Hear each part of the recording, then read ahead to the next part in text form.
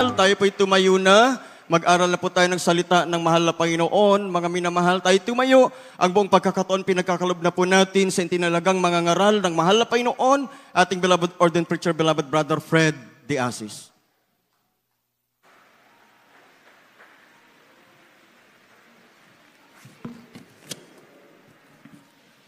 God bless you, beloved preacher, Brother Ronald.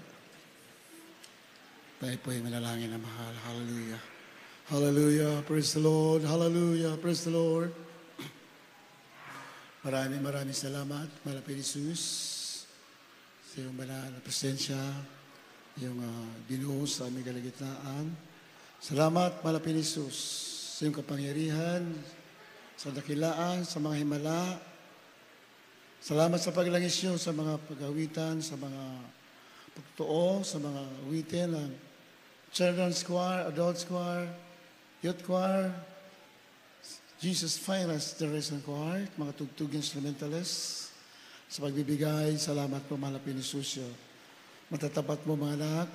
Sa pag-aaral salita, mahal na Panginoon, ikaw magpala. Sa ganang nakakilo ako magagawa. Umasalamat sa inyo. So, nang dalangin namin ginagalang, mahal na Pastor. Bless the children once again, Lord, through your word. Aki sinasaway lahat gawa ng kaaway. I bind the of Satan in the name of Jesus. Di mo sa ambilipan daw sa loob po sa inyong spirit. I command you in Jesus' name. Kasal right now in the name of Jesus. In the name of Jesus. Amen and amen. Hallelujah. Praise the Lord. The highest praise, glory, honor, and power be unto the Lord our God, to our Lord Jesus Christ, the King of kings and the Lord of lords. I'd like to give double honor and respect to our beloved Pastor, Evangelist Wildy Estrada Almeida, the end-time prophet of our loving God. And we always remember and cherish the blessed memories of our beloved Assistant Pastor, Ina C. Almeida, our beloved Mama Dear, sa kanilang mga beloved children. Nabati ko rin po beloved in-laws, ating beloved Minister Paus, beloved Mami Esther, sa mga kasama po nila, mga beloved in-laws, ating beloved Mr. Paus. Magandang hapon po sa inyo. Sa ating mga beloved preachers, beloved co-workers, mga instrumentalists, choir members, sa ating mga webcast viewers, at sa inyo lahat na mahal. Magandang hapon po, puri na mahal Panginoon. Kindly read Matthew chapter 24, verse 31.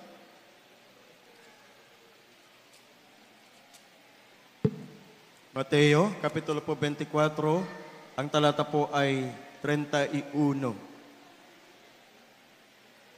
At susuguin ang kanyang mga anghel na may matinding pakakak at kanilang titipunin ang kanyang mga hinirang mula sa apat na hangin ng sanglibutan, mula sa isang dulo ng langit hanggang sa kabila.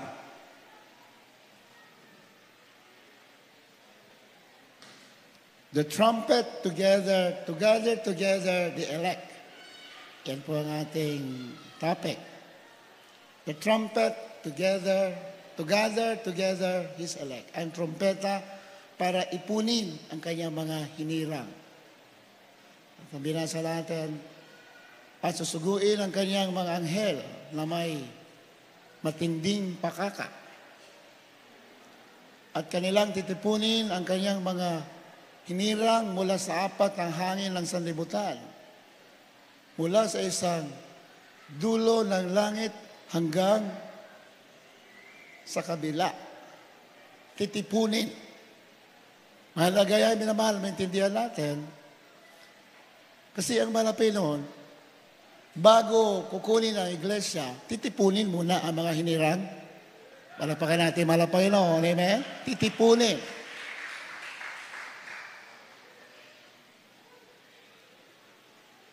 Dito sa Kalawang Tesalonica 2:1, basahin muna natin, na mahal, para maintindihan natin, ano ba yung sinabi sa Matthew 24 na titipunin. Paano titipunin? Saan titipunin? Ang mga hinirang. Sino mga hinirang?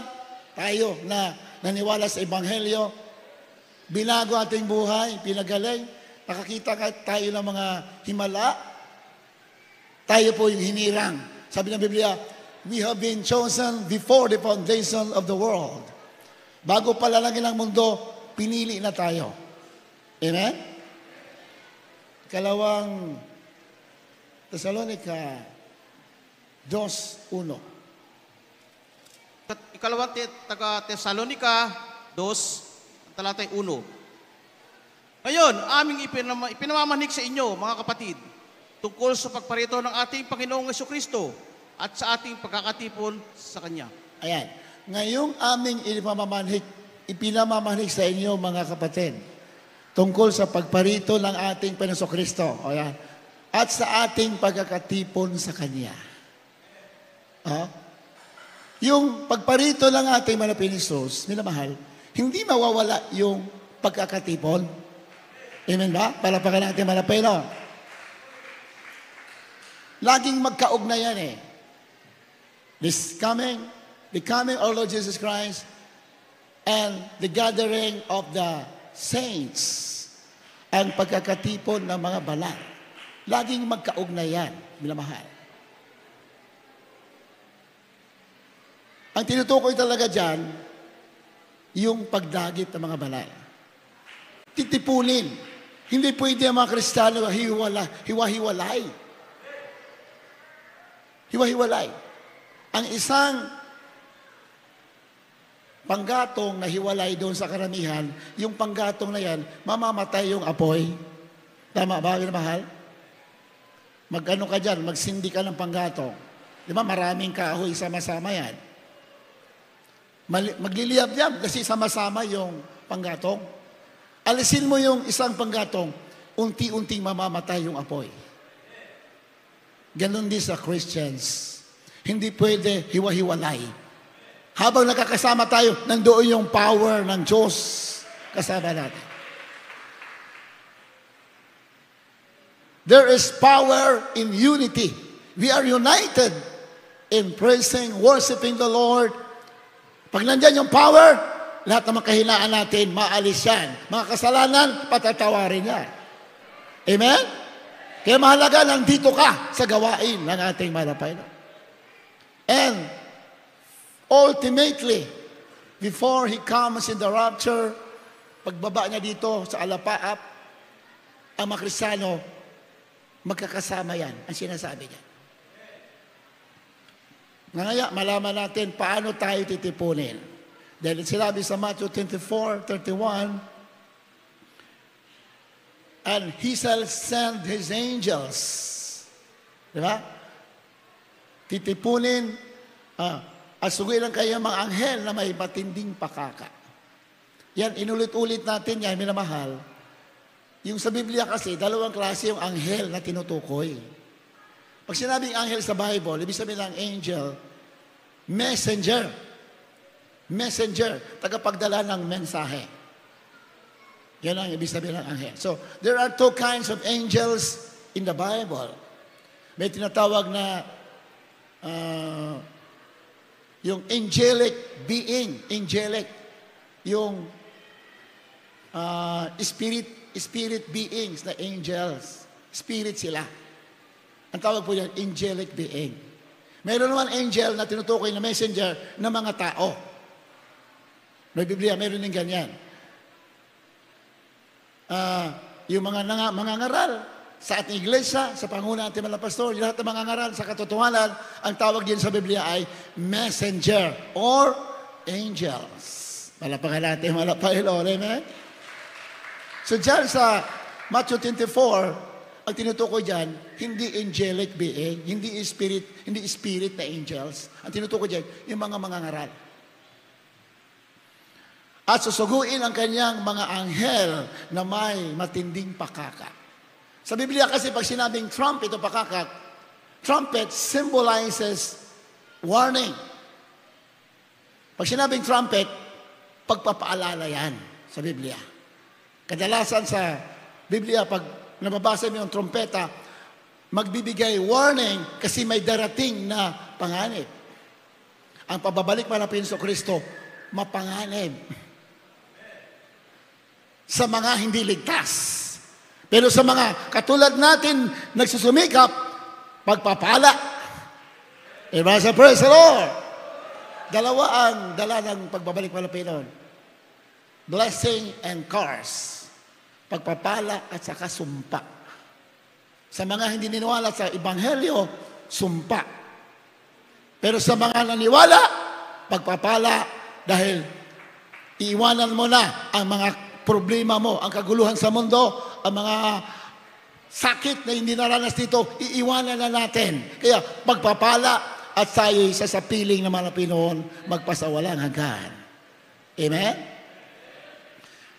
So, titipunin daw ang kanyang mga hinirang mula sa 4 na hangin ng sanlibutan. So, titipunin. O, pwede rin pagkakaisahin para maging handa. So, ang Diyos mangungusap yan eh. Mangungusap sa mga totoong mga ngaral sa pangunguna ng ating mga pastor na the prophet in the end times. Mangungusap sigurado yan. At magpapatunog ng pakakak, meaning magwa-warning, magpapaalala, mga anak, magpakatuwid na kayo, magpakainit na kayo, lumayo kayo sa kasalanan. Yan po ang warning sa Biblia. Sa Biblia, pag sinabing warning, patungkol sa iglesia, puro paghiwalay sa sanlibutan. Paghiwalay sa kasalanan. Dahil ang mundo na ito ay puro kasalanan ito, minamahal. Pero pag anak ka ng Diyos, dapat ang gawa mo, hiwalay sa mundo. Palakpakan natin, malapelo. Amen? We are in the world, but we are not of the world. Nandito sa mundo, ngunit ang gawa mo, hiwalay sa mundo. Kaya lamang tayo nandito para maglingkod at sundin ang kalooban ng mga Panginoon. Yan po ang ating duty, lalo sa mga baguhan. Marami na bago na save sa mga barangay crusade natin. 3 barangay crusades yung naganap, minamahal. Yan, marami na bautismo. Iba nandito. May iba naman, nag-iisip pa siguro, inuusig ng kailangan kamag-anak. Minamahal. Dahil pag naglilingkod ka, nakikilala sa katotohanan, maraming gagamitin ng dyablo para hindi ka matuloy. Pero, pag alam mo ng katotohanan, wala nang hadlang. Tuloy ka sa paglilingkod. Diba? Katotoo kanina, beloved Brother Raymar Perez. Ayan, kulang ni kadena ng father niya para hindi makapagsamba. Kinakaladkad para lamang mawala sa gawain. Pag-uwi sa bahay, babalik na muli sa gawain. Alam mo, malapit, pag hindi ka nagsasawa, maglingkod, matatalo ang gawa ng kaaway. Diba sa praise the Lord? Tuloy-tuloy ka sa paglilingkod, matatalo mo ang mga problema, mga kahirapan, karamdaman. Kaya nga iba, sa mga barangay crusade natin, hindi totally gumaling. Iba, mayroon instant gumaling, mayroon kalahati gumaling, may 25% gumaling. Kasi nga, para magpatuloy kayo. Kasi yung iba, gumaling. Gumaling ka nga, kompleto, ngunit hindi ka naman nagpatuloy, bali wala rin. Diba? Ang mahalaga, yung kaligtasan at buhay na walang hanggan. Higit pa yan sa kagalingan, sa katawan. Higit pa yan. Si Lazaro nga, hindi gumaling sa Biblia. Si Lazaro, maraming sugat ang katawan. Hindi gumaling. Hanggang siya namatay. Ngunit nung siya namatay, ang kanyang kaluluwa, dinala ng mga anghel sa sinapupunan ni Abraham. Di ba? Si Lazaro, hindi umasenso sa buhay. Napakahirap ni Lazaro. Hindi siya pinagpala sa material. Pisikal, hindi ni pinagpala. May sakit. Ngunit nung namatay, diretso sa piling ng Diyos na buhay. Oh, anong gusto ipakita ng banal na kasulatan? God is more interested with our spirit and our soul than our physical well-being. Palakpakan natin, malapay.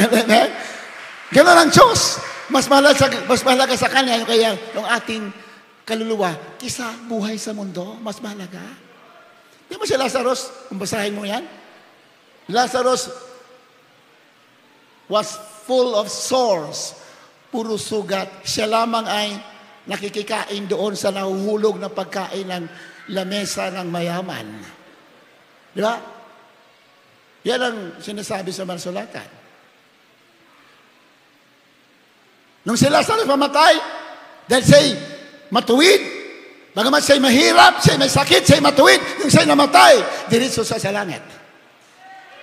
Yung mayaman na makasalanan, liko, namatay, pagdilat, diretso sa impyerno. Luke chapter 16, nandyan yan. Anong gusto ipakita, mga Panginoon? Mas mahalaga sa iyo, sa Kanya, yung kaluluwa natin, kisa buhay mo sa mundo. Mas pinagpala tayo kay Lazarus. Marami dito pinagaling, marami dito umasenso sa buhay. Mas pinagpala ka kisa kay Lazarus. Di ba? Gusto na ipakita ng Panginoon, huwag kang magreklamo sa paglilingkod. Kahit anong kalagayan mo, ituloy mo. Dahil ang mahalaga sa iyo, sa Diyos, yung makapiling Kanya hanggang sa wala hanggan. Minsan namimili tayo ng panahon sa paglilingkod natin. We are happy when the circumstances in our lives are komportable ang ating mga buhay, masaya tayong lilingkod. Pero sa Biblia, may mga times na hindi comfortable ang pagsunod mo, but you have to go. Kailangan mong gawin at sundin. Kahit nahirapan ka, kahit hindi ka komportable, kailangan mong gawin. Dahil ang Diyos na pinaglilingkuran mo ay Diyos na may-ari ng lahat ng bagay. Hallelujah! Praise the Lord! Kailangan maintindihan natin ang paglilingkod nila, mahal. Hindi po palaging maganda ang panahon sa paglilingkod. Lalo na sa malapit at balik ng mahal na Panginoon, maraming pagsubok ang dadaanin ng mga Kristiyano.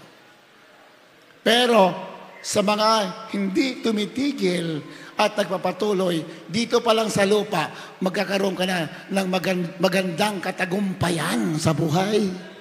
Amen? Yung mga hindi sumusuko. Kaya nga, titipunin yung mga hinirang.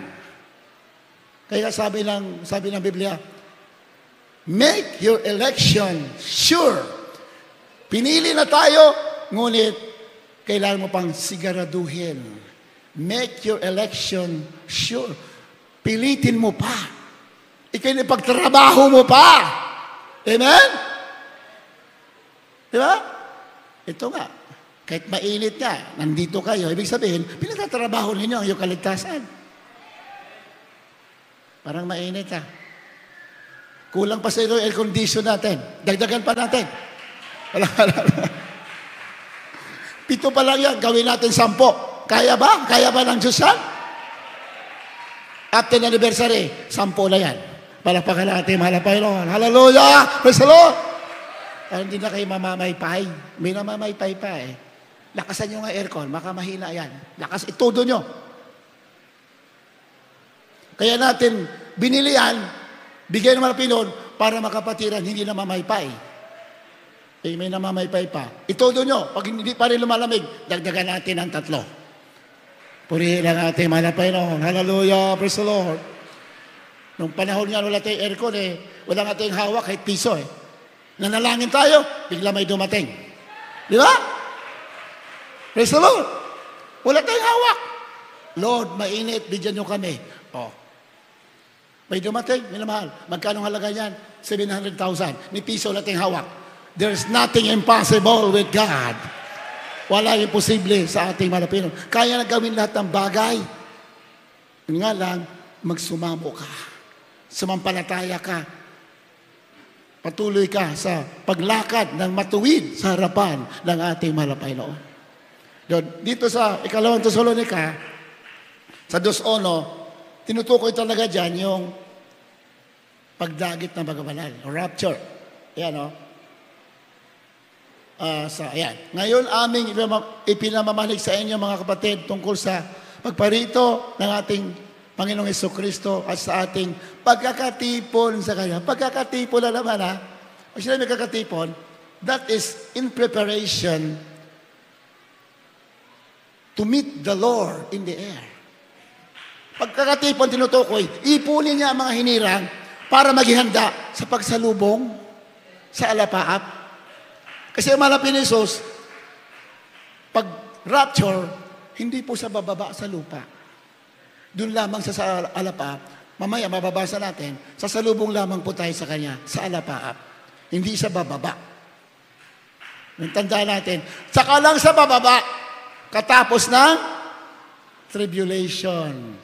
Katapos ng paghari ng Antikristo at yung mga tao magre-rebelde, lalaban sa Diyos sa Antikristo, dun lamang sa bababa at tutupukin ng mga kaaway at sa bababa, kasama na yung na-rapture. Tayo kasama na yun, maghari sa mundo, aalisin lahat ng kasalanan sa mundo. Dun lamang sa baba. Pero sa pagdagit ng mga banal na pwede mangyari ngayon, anytime, hindi po sa bababa. Tayo po ay sasalubong labang sa alapaap. Doon sa kalawang Tesalonica sa 2. Upang huwag kayong madali makilo sa inyong pag-iisip. At huwag din naman kayong mabagabag maging sa magitan man ng Espiritu o sa magitan man ng salita o sa magitan ng sulat na waring mula sa amin na wari bagang nalalapit ang kaarawan ng Panginoon. Huwag daw mabagabag. Kasi sabi ng Panginoon, huwag daw kayong mag-alala kasi may palatandaan kung siya'y malapit na malapit ang bumalik sa rapture. May palatandaan. Huwag mabagabag. Amen? O anong palatandaan? Tuloy.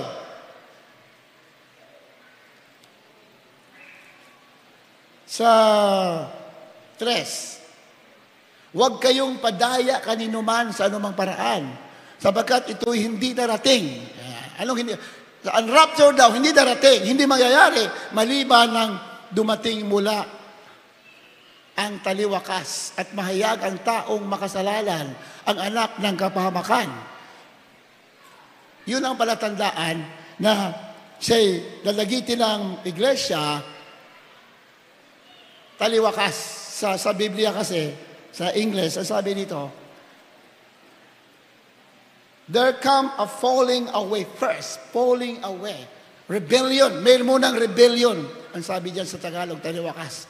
Ewan ko, parang magkalayo yata yung pagsalin sa Tagalog. Pero sa English kasi, bago lumating ang rapture, mayroon munang falling away o rebellion against God. May nangyayari na ba rebellion against God? Nangyayari na ba? Matindi ang rebellion ng mga tao sa Diyos. Lalo na yung mga Antikristo. Nagkalat ang Antikristo sa buong mundo. Naglilitawan na sila. Nandyan lahat, minamahal. Ano-ano pinagkagawa nila? Para lamang ibaling yung isip ng tao mapunta sa mga bagay sa mundo. Minamahal. Ayan. Darating mo lang, itong palatandaan na babalik naman ang Pinoon, mayroon mo ng rebellion against God. O taliwakas. At mahayag ang taong makasalanan. Yung Antichrist. Maraming Antichrist, pero may pinaka-leader dyan. Ang tinutukoy sa Biblia ng leader na Antichrist, yung religious leader. Yun ang yun talaga nakapokus sa huling panahon. Yung religious leader. Sa unang panahon, ang mga Antichrist ay mga political leader. Mga emperor, katulad din ng King Nebuchadnezzar, sina Darius the Great, sila Alexander the Great, mga Roman Emperor, sila Augustus Caesar. Ayan. Yan po yung mga political Antichrist at that time. But before the rapture, ang nilitaw po ng Antichrist ay religious leader. Malapahan natin, malapahan Lord. Amen? Yan ang pinatukoy. Mahayag ang taong makasalanan, ang anak ng kapahamakan. Yan ang yung religious leader. Tinutukoy. 4. Na sumasalangsang at nagmamataas laban sa lahat ng natatawag na Diyos o sinasamba. Yun nagmamataas siya. Di ba? Sasabihin niya na, He is the vicar of Christ. Yan yung Antichrist. Malinaw na yan. Iba naghanap pa. Sino kaya Antikristo na lilitaw? Hinahintay pa lang iba. Sa mga unbeliever, hindi nila alam. Pero sa mga tunay na iglesia ng Diyos, alam na sino ang Antichrist. Hallelujah! Praise the Lord! Sa mga unbeliever, ihahayag pa lang. After the rapture, doon pa lang ihahayag. Pero sa atin, alam na natin. Malapakin natin, malapakin natin. Amen? Mamaya, mabasa natin yan. Ayan, sino ang Antichrist? Sumasalangsang at nagmamataas laban sa lahat na tinatawag na Diyos o sinasamba. Ano pat siya ay nauupo sa templo ng Diyos na siya ay nagtatanyag na sa kanyang sarili na tulad sa Diyos. Tala mo, inaangkin na sarili na siya ay Diyos. Yan po yun tayo. Religious leader yan. Alam niyo na kung sino yan, di ba? Yeah, yung nakalagay dito sa kanyang sombrero, na Latin, na salita, yung religious leader. Ano nakasulat yan? Vicarius Filii Dei. Nakasulat dito. Vicarius Filii Dei. Latin, dito sa sombrero ng religious leader sa buong mundo. Anong ibig sabihin ng Vicarius Filii Dei? Sa English, instead of Christ. Kapalit ni Kristo. Ayan tayo sa Biblia, oh. Sinasabi na kayo sa katulad sa Diyos, nagkukunwari sa Diyos, maka-Diyos, pero sa katotohanan, siya ay impostor, mandaraya. Hindi alam ng mga tao sa buong mundo, pero ang mga anak ng Diyos, alam na kung sino yung Antichrist. Pero marami sa mga kasama, mga Antichrist. Ayan, naglipanan ng mga bilyonaryo. Ayan na. Diba? Anong pinagagawa sa mga tao? Lagyan ng implant yung mga tao sa utak. Diba? Ano pinagagawa? 5. Hindi ba ganinyo naalala na ako'y kasama ninyo pa, ay sinasabi ko sa inyo ang mga bagay na ito? Sabi ni Pablo, sa S. At ngayon nalalaman ninyo ang nakapipigil upang siya ay mahayag sa kanyang talagang kapanahunan. May pumipigil pa. In our time, may pumipigil pa para lubusan mahayag ang Antichrist. 7. Sapagkat ang hiwaga ng kasamaan ay gumagawa na. Sekreto na silang gumagawa. The system of the Antichrist is already secretly working in the world today. Matagal na sila gumagawa. Sekreto. Lahat ng mga kasamaan sa mundo, lahat. Mga batas, binabago, lahat yan. Pwede na magpakasal yung mga, may natawag na, same-sex marriage, di ba? Puro kasalanan. Pwede na magsama, puro lalaki, puro babae. Anong klaseng mga magtuturo yan ng Diyos? Hindi yan sa Diyos. Sa kaaway ng Diyos yan. Daya yan. Pero iba, bulag pa din. Pero sa atin, binuksan na ang ating kaisipan. Hallelujah! Praise the Lord! Ayan, no? Sapagkat ang hiwaga ng kasamaan ay gumagawa na. Sa ibang translation sa English, the lawlessness is already secretly working. Sekreto lang. Kunwari, hindi lang tad, pero sa atin, alam na natin. Sa mga unbelievers, wala silang alam-alam. Lamang ay may pumipigil ngayon hanggang sa alisin ito. Ay yung Antikristo, hindi pa sa lubusan pinahayag sa mundo. Pero sa mga Kristiyano, alam na. Kasi mayroon pang pumipigil hanggang sa alisin ito. Sino pumipigil? Iglesia. Pag inalis lang iglesia, wala na mga banal dito, doon pa lang ihayag sa mundo yung Antikristo. Malapakan natin, malapakan. Amen? Sila yung namamayagpag ngayon. Andyan sila. Andyan sa mga social media, sa mga television. Inaano pa nga eh. Inaano pa sila. Kinakausap sila sa mga radyo, sa mga television, sa ibang bansa. Nagsasalita pa sila. Pero hindi alam ng mga tao, ito yung mga membro ng Antikristo. The Antichrist, the beast system, yung sistema ng hayop. Pero pag inalis na yan, sabi ro, lamang ay may pipigil ngayon. Hindi pa siya lubusan kasi nandito pa ang church. Kasi ang church, nandito ang Diyos kasama. Nandito yung power. Kaya hindi pa sila lubusan, makagalaw. Pag inalis na ang church, sabi nito, hanggang sa alisin nito, pag inalis na ang church, na-rapture na, labo-labo na dito sa mundo. Kaya nakakatakot maiwan dito sa rapture. Nakakatakot. Sabi nga natin, mga pastor, there's only 1% for you to go to heaven when you are left behind in the rapture. Pag naiwan tayo sa rapture, pag naiwan ang isang tao sa rapture, 1% na lang daw ang kaligtasan, sabi ng mga pastor. Pupunta ka pa rin sa langit, pero isang 1% chance lamang sa papanong paraan, pupugutan ka ng ulo. You will be beheaded. Pupugutan yung mga naiwan. Hindi ka magpapatatak. Ayaw mo tumanggal ng tatak ng halimaw. Kasi lahat ng tao dito, tatatakan. Nangyayari na ba ang tatakan? Nangyayari na ba? Maliwanag ba sa sikat ng araw, nagtatatakan na.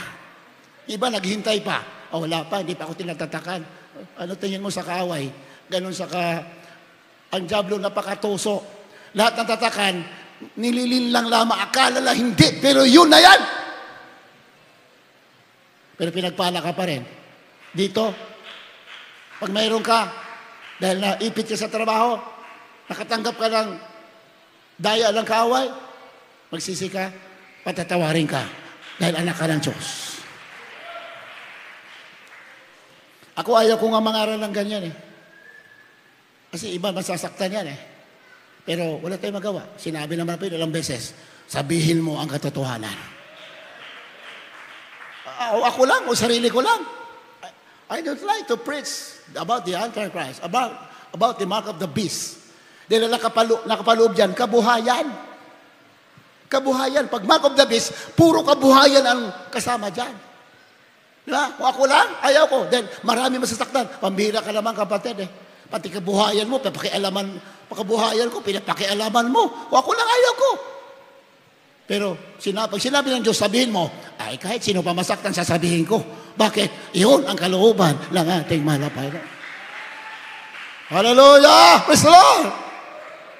At lahat ng tao sa mundo, lahat ng mga presidente, mga leaders sa mundo, will be used by the Antichrist to implement the mark of the beast. Right? The political na hayop noong araw, Nebuchadnezzar. The first political beast, Antichrist, o hayop, political, si King Nebuchadnezzar ng Babylon, na sa history at saka sa Bible, sa Book of Daniel, andyan. Inutusan lahat ng mga presidente sa buong mundo kasi he is the emperor of all the world at that time. Ang mga presidente, nasasakupan niya sa buong mundo at that time. Inorderan niya, lahat paluhurin sa aking imahe na itinayo. Lahat luluhod sa gintong imahe na itinayo. Ang hindi luluhod. Yan ang utos. Itatapon sa hornuhan. Napakainit, susunugin, patay. Sino ang hindi lumuhod? 3 lang. Yung mga nakakilala lamang ng tunay at buhay na Diyos. Shadrach, Meshach, Abednego did not fall down to the image that was erected by King Nebuchadnezzar. Dapat ganyan ka. Pero sa Biblia, kakaunti lang talaga yung hinirang. Sa ilang bilyon ng mga tao sa mundo, ira mo kakaunti lang ang totoong naglilingkod sa totoo at buhay na Diyos. Sumasampalataya sa buhay na Diyos. Patay buhay, susundin ang kalooban ng mga Panginoon. Kakaunti lamang yan. Katulad ng Shadrach, Meshach, Abednego, 3 lang sila. 3 lang sila na sumuway sa utos ng hari. Sabi ng hari, lahat paluhurin sa aking ginawang Diyos-Diyosan na ginto. Ang hindi, mamamatay, susunugin. Ang tatlo, lahat lumuhod, ang tatlo nakatayo.